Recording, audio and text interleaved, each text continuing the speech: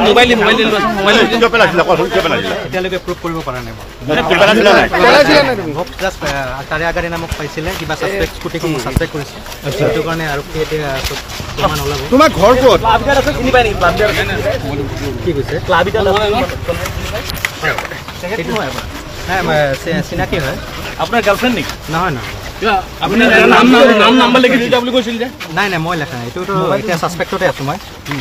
সেইটোৱে হেণ্ডৰাইটিংটো আপোনাৰ বুলি কৈছে নাই এইটোতো কোনো প্ৰমাণ কৰিব পৰা নাই আৰক্ষী যিখিনি কৰি আছে চাই আছে হ'ব মোবাইল